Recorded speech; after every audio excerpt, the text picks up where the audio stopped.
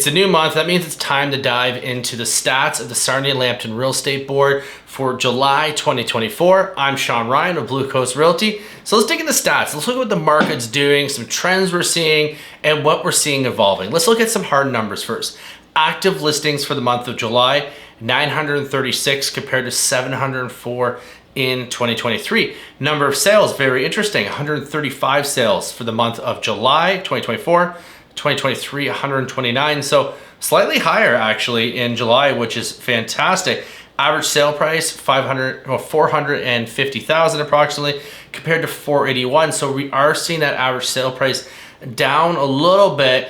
And I think we'll see why later on of what we're seeing with months of inventory in the Sarnia-Lambton Real Estate Board. So 7 months of inventory in July compared to 5 last year. And this is how those months break down. It's very interesting. Depending on what price segment you're in, the months of inventory are a lot different. So 0 to 500,000, there's only 1.75 months of inventory. So under 2 months of inventory.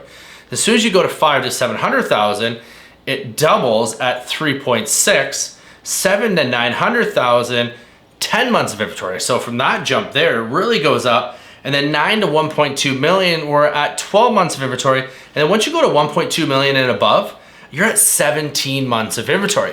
So what this is telling me is people that are in that position where they own that house, let's say 5 or 550 and under, maybe it is that first home they bought, they're in a really good position right now to sell that home and move up to the next home, because as you can see between the 5 and 7 and the 7 and 9, there's lots of choices out there. So for a buyer, that means better negotiations, better price, better terms. So a lot of great opportunities there. So the market's really belonging to, I think, the person that has a house to sell that's, under that 550 range, 500 range, and they want to move up to that next price range. So what do we see this month in August as well? We saw a Bank of Canada announcement, went down by 0.25 basis points. So we're looking at 4.5 for the rate.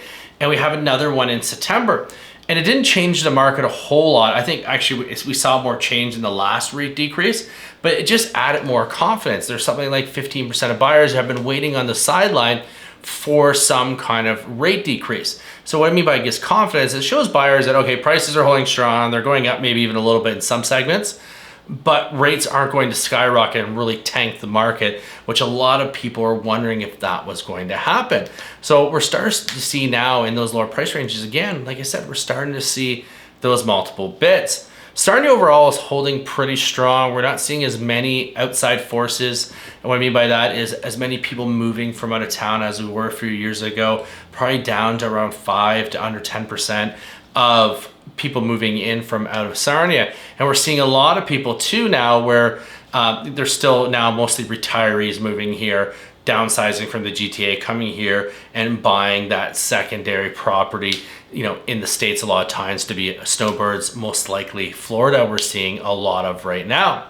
So that's just a quick recap on what we're seeing in the Sarnia-Lambton market. Not a whole lot of change over the summer. Things are still moving, prices hold strong. Sarnia is a very stable market that I've seen over the last 18 years in the real estate business. I haven't seen a lot of this. I've seen a lot of this, a little bit of that, a little leveling out. Never any dramatic drops like we see in any other market. So I hope that helped with a little Sarnia-Lambton real estate market stat update. Reach out if you ever have any questions about the market. Love to chat about it, and welcome home to the Blue Coast.